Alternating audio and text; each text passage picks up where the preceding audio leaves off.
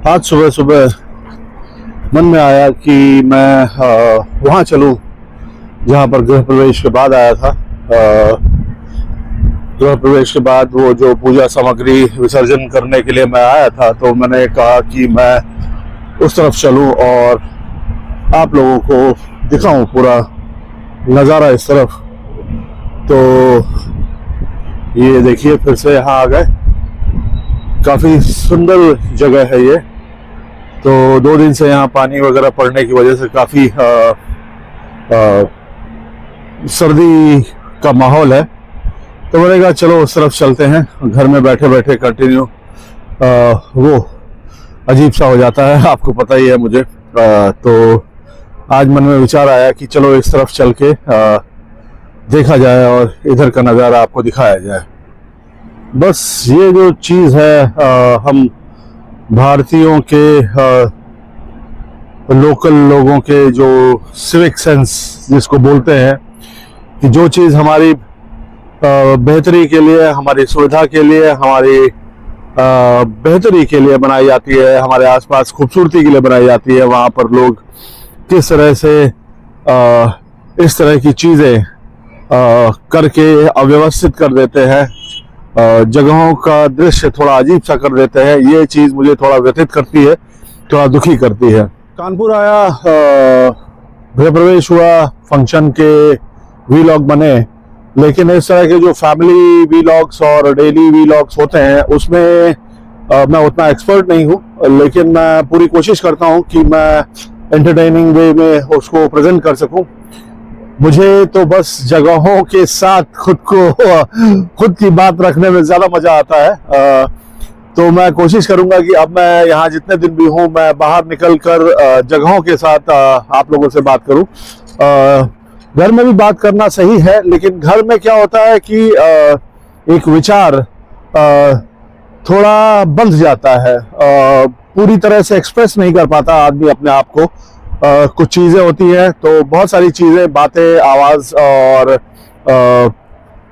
सब अपना अपना काम कर रहे होते हैं, और उसमें खुलकर पूरी तरह से अपनी बात रख पाना, कह पाना थोड़ा अजीब सा होता है, अजीब सा मुझे लगता है। इसलिए मैं आज सुबह सुबह ही बाहर निकल आया, क्योंकि मुझे सुबह का माहौल आप लोगों को पता ही है।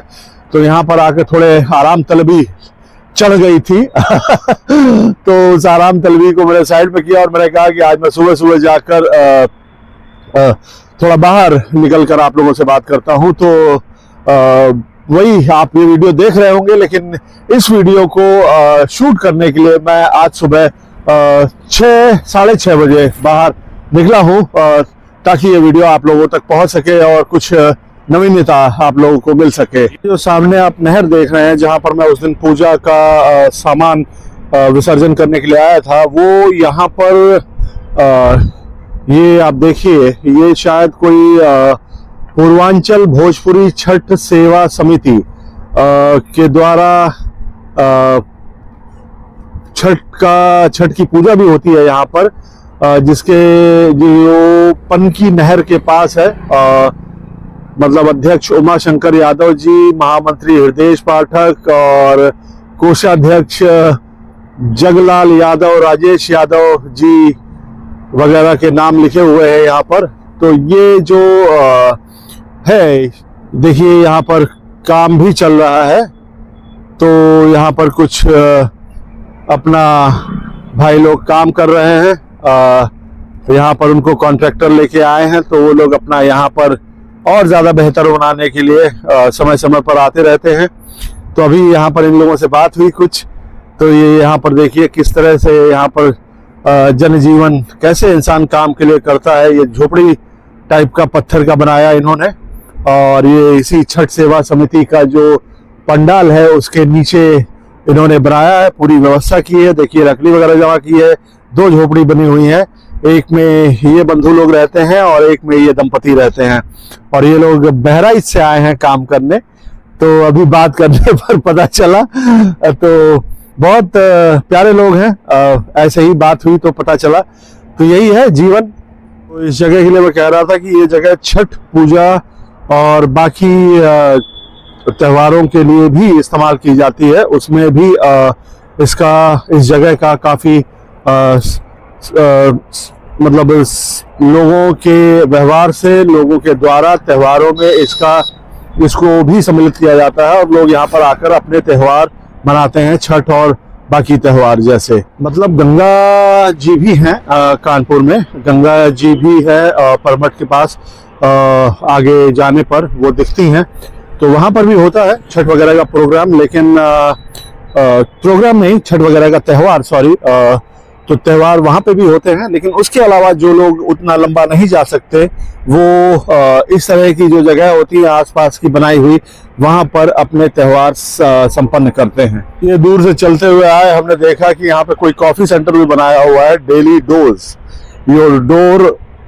Your dose of happiness. ये शायद कॉफी सेंटर है जो यहाँ पर अभी खुला नहीं है, तो यहाँ पर भी शायद लोग काफी दिखते होंगे जब ये ओपन हो जाएगा, क्योंकि ये जगह ऐसी है, काफी खूबसूरत है। अभी पूरी तरह से ऑर्गेनाइज्ड नहीं है, लेकिन बहुत अच्छी जगह है, बहुत सुंदर जगह है। ये आपको दिख रहा होगा दूर से, मैं जूम करने की कोशिश करता हूँ। ये पनकी पावर हाउस टाइप से यहाँ पर लिखा हुआ है, ये देखिए पनकी पावर हाउस एरिया है। यहाँ पर जो बैकग्राउंड में आप थोड़ा बहुत साउंड सुन रहे होंगे, ये यहाँ पे इलेक्ट्रिसिटी का ये बना हुआ है, पनकी पावर हाउस कहते हैं इसको। वेलकम टू यू, दूर से आपको दिख रहा होगा। यहाँ पर सूर्यदेव की एक बड़ी विराट सी प्रतिमा भी लगाई है, अपने 7 घोड़ों के साथ, जो फेमस है। ये देखिए कितना खूबसूरत प्रतिमा है सूर्यदेव की। और यहाँ देखिए अपने भोले बाबा को भी विराजमान किया गया है। दूर से हमें दिखता नहीं है, लेकिन जब चलते हुए किसी जगह पर जाओ तो वहाँ की नवीनता, वहाँ की एक एक चीज हमें दिखती है, तो पता चलता है कि इस जगह का क्या इम्पोर्टेंस है और इस जगह किस लिए फेमस है। इस जगह को काफी खूबसूरत बनाया जा रहा है धीरे धीरे। ये देखिए हमारे भोले बाबा भी बैठे हैं, और ये भोले बाबा के साथ 2 गजराज भी आपको दिख रहे होंगे, ये देखिए। और सामने ये मंदिर है, पनकी रोड से लगा हुआ। ये रोड जो मेरे कैमरे के पीछे से इस तरफ से जाती है, वो हनुमान मंदिर की तरफ जाती है। इस तरफ जाती है, वो हनुमान मंदिर है, बहुत फेमस है कानपुर का। और ये देखिए सुरेश्वर महादेव मंदिर है ये भोले बाबा का। यहाँ पे नंदी जी भी बैठे हुए हैं। ये है सुरेश्वर महादेव मंदिर जी का दृश्य।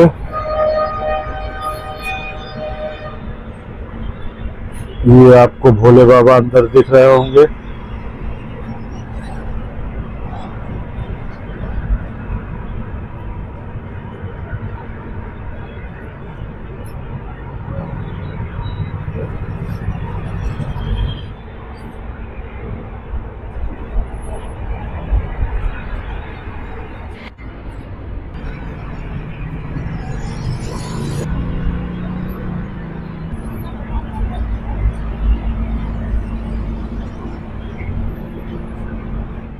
यहाँ पर बेंचेस भी लगाई हुई हैं। ये बाइक के पीछे बेंच दिख रही है, इस तरफ 2 बेंचेस दिख रही हैं। तो लोग यहाँ पर आकर बैठते भी हैं। मुझे बताया कि यहाँ पर लोग आकर अक्सर थोड़ा बहुत बैठकर हल्के फुल्के पल बिताते हैं। तो ये सूर्य जी विराजमान है, यहाँ पर सूर्य जी की पूजा होती है इस नहर में छठ पर। ये पूरा इन्होंने लिखा हुआ है, लगा भी हुआ है यहाँ पर। ये पूर्वांचल भोजपुरी छठ सेवा समिति द्वारा सूर्यदेव की मूर्ति का निर्माण कार्य घाट प्रांगण में चल रहा है, तो यहाँ पर ये पूरा उन्होंने लगाया हुआ है। ये यहाँ पे इन्होंने बोर्ड भी लगाए हुए हैं किसके द्वारा उद्घाटन हुआ था, और पूरा डिटेल्स लिखी हुई हैं इस पर। ये इस ब्रिज पर भी नाम लिखा हुआ है, उमा शंकर यादव, पूर्वांचल भोजपुरी छठ सेवा पूजा सेवा समिति। तो ये जो नहर के ऊपर ये ब्रिज बना है पनकी मंदिर जाने के लिए, ये जो ट्रक जा रहा है, ये जो वैन जा रही है, ये पनकी मंदिर की तरफ जा रही है, मैंने बताया। तो ये पूरा कितना खूबसूरत इन्होंने सेटअप नहीं कह सकते, इन्होंने ये जगह का निर्माण किया है। लेकिन जो शायद हम लोगों की आदत है कि हम किसी भी जगह को जो बन जाती है उसको अपनी सुविधा अनुसार इस्तेमाल करके वहां के दृश्य को हम पूरा शायद बदल लेते हैं। हम एक जिम्मेदार नागरिक का फर्ज नहीं निभाते हैं। वहां की देखरेख के लिए, वहां की साफ सफाई के लिए हम प्रशासन पर डिपेंड रहते हैं, जबकि लोकल हमारे घर के आसपास अगर ऐसी खूबसूरत जगह है तो हमें उनका ख्याल रखना चाहिए और हमें एक समिति बनाकर शायद उन समितियों की देखभाल करनी चाहिए और उनके लिए कुछ नियम बनाने चाहिए जो शायद यहाँ अभी तक वो सिस्टम आए नहीं है। तो हम बात सिस्टम पे नहीं करते हैं, ये सिस्टम पे बात करते करते अचानक से मेरे मन में एक सिस्टम पे बात हम कर ही नहीं रहे थे, हम बात कर रहे थे एक सुविधा और उसकी देखभाल करने के तरीके पर। तो ये बात करते करते मेरे मन में ख्याल आया सवाल सवाल का मतलब होता है हर सवाल का जवाब देना जरूरी नहीं होता है। कुछ सवाल ऐसे होते हैं जो शब्दों में किए जाते हैं, कुछ सवाल आंखों के सामने आके खड़े हो जाते हैं, कुछ सवाल मन में उभरते हैं, कुछ सवाल विचारों से आते हैं। तो सवालों के बहुत सारे रूप होते हैं, लेकिन कुछ सवाल ऐसे होते हैं जो आकर हमें चुप करा देते हैं, वक्ती तौर पर उसी वक्त जवाब देने को प्रेरित नहीं करते और हमें सोचने पर मजबूर कर देते हैं। और शायद मैं उन्हीं लोगों में से हूं जो तुरंत जवाब नहीं देता, मैं सोचता हूं। तो आप भी अगर ये वीडियो देख रहे हैं तो शायद आप भी उन लोगों में से हैं जो जिन्हें हर बात पर तुरंत बोलना पसंद नहीं। हमारे समाज को जवाब पसंद है, सवाल नहीं। कुछ मैं सबको नहीं कहता, लेकिन हाँ ये है कि कुछ परसेंटेज ऐसे हैं जहां पर बचपन से सिखाया जाता है कि पूछो मत, बहस मत करो बेमतलब का मत बोलो, जवाब दो, जो पूछा जा रहा है उसका जवाब दो। तो ये जो एक प्रैक्टिस है, पूरे तौर पर नहीं लेकिन हाँ थोड़ा बहुत भी जो ये प्रैक्टिस है, ये जैसे कि आप देखिए कि बचपन में अगर कोई बच्चा हाथ उठाकर सवाल पूछता है तो उसे समझदार नहीं माना जाता, उसे ज्यादा परेशान करने वाला माना जाता है। और जो बच्चा चुपचाप बैठा रहता है वो सीधा होता है, अच्छा होता है, ज्यादा परेशान करने वाला नहीं होता। फटाफट में एट दैट मोमेंट कोई ये नहीं सोचता, कोई ये नहीं पूछता कि वो बच्चा चुप क्यों है। जवाब देने वाला अक्सर दूसरों को खुश करने में, दूसरों को संतुष्ट करने में लगा रहता है। वो मतलब बिना सभी नहीं, लेकिन मैंने देखा है कि बिना लॉजिक, बिना सब्जेक्टेबल बस उसको जवाब देना है ताकि सामने वाले खुश हो सकें। वो बोलने की जल्दी में रहता है और वो जल्दी इसलिए बोलता है ताकि कोई सवाल ना कर सके। और जो आदमी सोचता है वो शायद जानता है कि हर सवाल का जवाब शायद तुरंत और फटाफट नहीं मिलता, थोड़ा वक्त के साथ मिलता है। लेकिन सोचने वाला आदमी सुनकर खुद से सवाल करता है, खुद से बात करता है, सोचता है, क्योंकि वो जानता है शायद कि हर बात का जवाब शायद उसी वक्त नहीं मिलता। और यही चीज, यही साइलेंस, यही चुप शायद उसे अकेला बना देती है। लोग अक्सर मुझसे पूछते हैं तुम इतना चुप क्यों रहते हो। मैं सुनकर मुस्कुरा देता हूं, क्योंकि मैं अगर जवाब दे भी दूंगा, मैं उनको बता भी दूंगा तो वो समझेंगे नहीं। ये भाई अपनी झोपड़ी में शीट लगाकर जा रहे हैं काम पे, और इधर ये लोग का शायद नाश्ता बन चुका है, तो ये सब लोग परिवार के साथ बैठकर नाश्ता कर रहे हैं। एक अच्छा सुंदर दृश्य, मतलब यही तो चाहिए इंसान को, और क्या चाहिए, मतलब बाकी तो सुविधाएं आती जाती रहती हैं, लेकिन ये देखिए। सोचने वाला आदमी ज्यादा देर भीड़ में नहीं टिक पाता, क्योंकि शायद भीड़ सवाल नहीं करती, भीड़ बस आवाज बढ़ाती है, और जब आवाज बहुत ज्यादा हो जाती है तो सोच दब जाती है। शायद इसीलिए सोचने वाला आदमी अकेला रहना पसंद करता है या अकेला हो जाता है, और ये अकेलापन कोई सजा नहीं है बल्कि उसकी कीमत है। मेरी जिंदगी में भी कई सवाल आते रहते हैं। आप लोगों को थोड़ा बहुत कहानी पता ही है, रिश्तों के, उम्र के, पैसों को लेकर हमेशा सवाल आए, लोगों ने पूछे, लेकिन मैं हमेशा चुप रहा। मुझसे हर बार बोला गया कुछ तो जवाब दो, लेकिन मैं खामोश रहा, क्योंकि गलत जवाब देने से बेहतर है कि चुप रहो, शांत रहो। मैं आज भी नहीं जानता कि मैं किस तरफ जा रहा हूँ किस तरफ जा रहा हूँ, लेकिन इतना जरूर जानता हूँ कि मैं अंधी दौड़ में नहीं हूँ, मैं एक अंधे रास्ते पर नहीं हूँ, मैं एक सही दिशा की तरफ जा रहा हूँ और सही सोच के साथ जा रहा हूँ।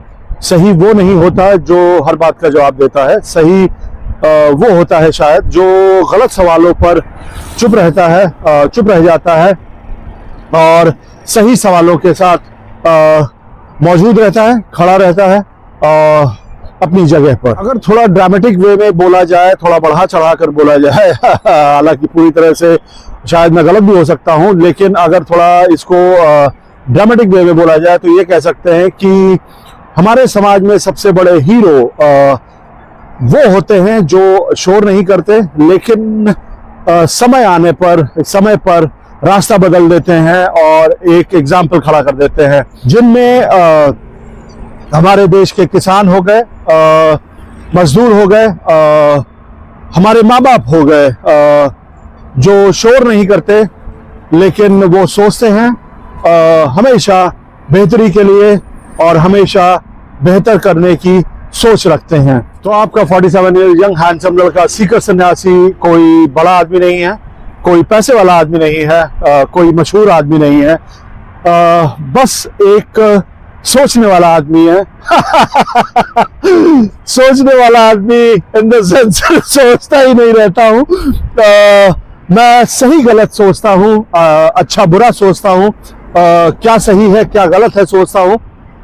तो मैं एक सोचने वाला आदमी हूँ, और मुझे लगता है कि आज के समाज को भी ऐसे लोग, ऐसे आदमी चाहिए जो जवाब देने से पहले सोचें, क्योंकि जवाब तो बहुत हैं, लेकिन जवाब देने से पहले जो एक नॉर्मलाइज वे में बोले तो जवाब देने से पहले सही गलत की सोच, अच्छे बुरे की सोच थोड़ी कम होती जा रही है शायद। तो अगर आप भी उन लोगों में से हैं जो तुरंत जवाब नहीं देते, सोचते हैं, जवाब देने से पहले सही गलत के बारे में सोचते हैं, तो ये समझिए कि आप अकेले नहीं हैं।